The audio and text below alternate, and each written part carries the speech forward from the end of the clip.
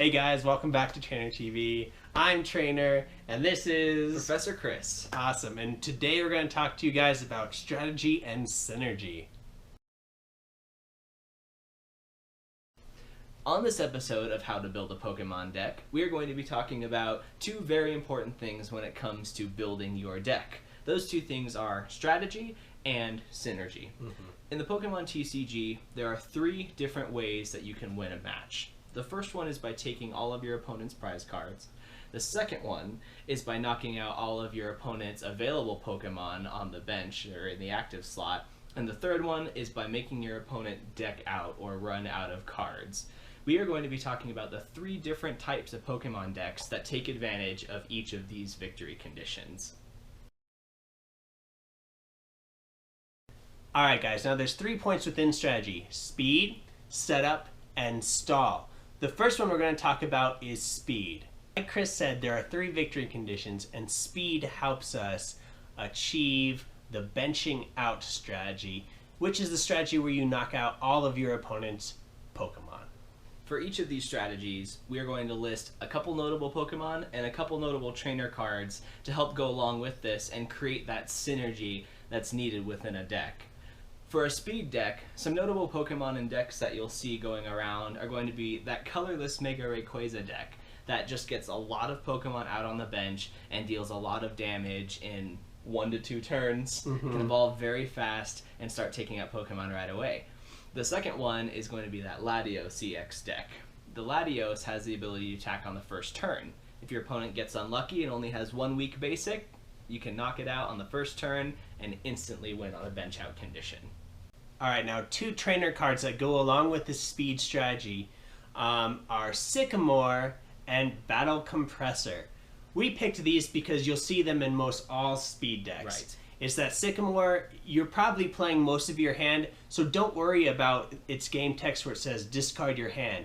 Many players are afraid of that game text, so they don't play it. But it really speeds up your deck. Just play it. You probably are discarding 1 or 2 cards in a speed deck and drawing 7 new cards. The second card is Battle Compressor. Battle Compressor lets you get much needed Pokemon or items into your discard pile. So either you draw into the cards you really need, or that you're taking advantage and you have other cards to get the discarded cards back to your hand. Playing a speed deck is a very high-risk, high-reward situation. The pros of a speed deck are you get to get all of your Pokemon set up and get your attacks out and ready to go before your opponent is ready, so you can take that win early on in the game. But the cons are you're going through so many cards in a turn, and it takes so much for you to get set up so fast, you run the risk of decking out yourself. So take care when playing a speed deck. Make sure that you continually count the cards left in your draw pile, and make sure that you haven't discarded any valuable cards, and you'll be well on your way to success. Now for the next 2 items within strategy, setup and stall, we're going to have each of us talk about our own styles, because Professor Chris is a very setup type player and I'm a very stall type player.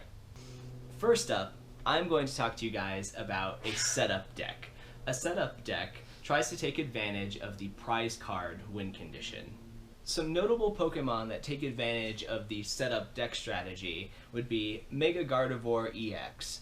Mega Gardevoir's attack runs off of how many fairy energy you have attached to all of your team's Pokemon.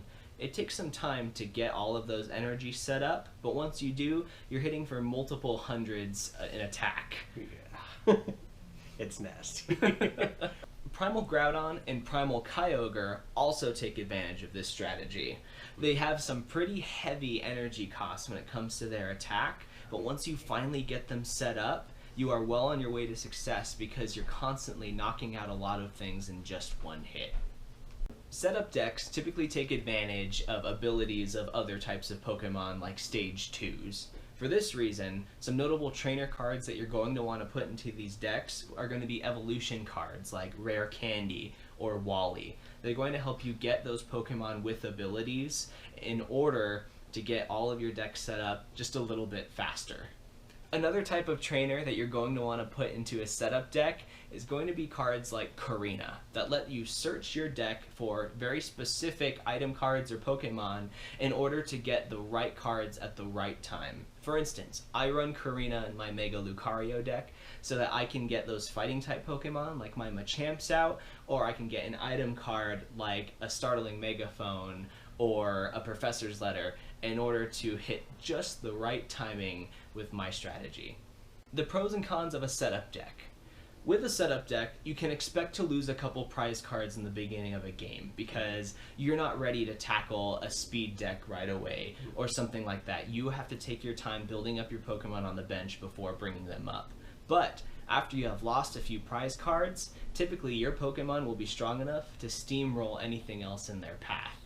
The cons of a setup deck are going to be that typically they're very complicated and take a lot of organization to be able to play. You have to constantly be aware of the resources that you've burned, the item cards that you may be missing or are prized, and the types of Pokemon that you still have yet to get in your deck. Don't be afraid to fall behind in the very first couple turns of a game, because as long as you can manage your resources properly and play trainer cards at the right time, you will be able to make a comeback like nobody will ever believe. Alright guys, now that since we're done with the basic strategies, we're going to talk about stall decks. You jerk! Alright guys, the victory condition stall decks try to achieve is decking out your opponent. Stall decks are really fun. Some people call them the troll decks of the Pokemon TCG. These will be your Seismitoad EX decks and your Wailord EX decks that made a huge appearance at Nationals this year. Other Pokemon that go along with these would be your Safeguard Pokemon like Suicune, where they can block your opponent's Pokemon EXs, so they can't attack you. Stall decks also take advantage of special conditions and Pokemon that have abilities which inflict these special conditions. For instance, Malamar EX with the ability to put your opponent to sleep. Or in the new set, Ancient Origins, we have an Ariados that can poison both active Pokemon. Now, going off special conditions, we often always use trainer cards that do the same things. For instance, Hypnotoxic Laser, one of the most popular and formerly / kind of most expensive trainer card, poisons your opponent's Pokemon, and you can flip a coin. If heads, it also puts them to sleep. So it's a crazy trainer card. Starter decks also use things like hammers, enhanced hammers, crushing hammers, to get rid of energy so that your opponent can't attack you. So it's all about the stall. It's all like, you can't attack me. Oh, here's a poison, here's sleep. Like, it helps you along because stall Pokemon usually don't hit for a lot of damage or any damage at all in the case of Wailord. Alright guys, now some pros and cons of stall decks. Pros. And why I play it. Mind games. This makes your opponent so scared. They're always like, okay, should I play my energy down now? If they have a hammer, it'll discard my energy and I won't get to attack. Or, okay, now my Pokemon is poisoned or asleep. How am I going to get around this? So it really makes your opponent think twice or 3 times before they make any action. So it's just great to kind of get that, you know, as you're playing a game, as you're playing a tournament, you're already kind of on edge. And stall decks kind of take advantage of that. A drawback of stall decks are its limited resources. Once you use all your hammers, once you use all your lasers, you're kind of stuck there without any convenient way of getting those right back to your hand. Once you're kind of in that position, you're left with low damage attackers and you're just not hitting for very much. As you're playing these stall decks, keep in mind that you do have those limited resources. Keep track of those resources. Make timely decisions on when to play down a card and when not to. So guys, we've just talked about the 3 points of strategy, speed, setup, and stall, and some cards that have great synergy into those strategies. What strategy or what play style do you have? Do you have a setup like Professor Chris? Are you a stall player like me, or are you a speed player?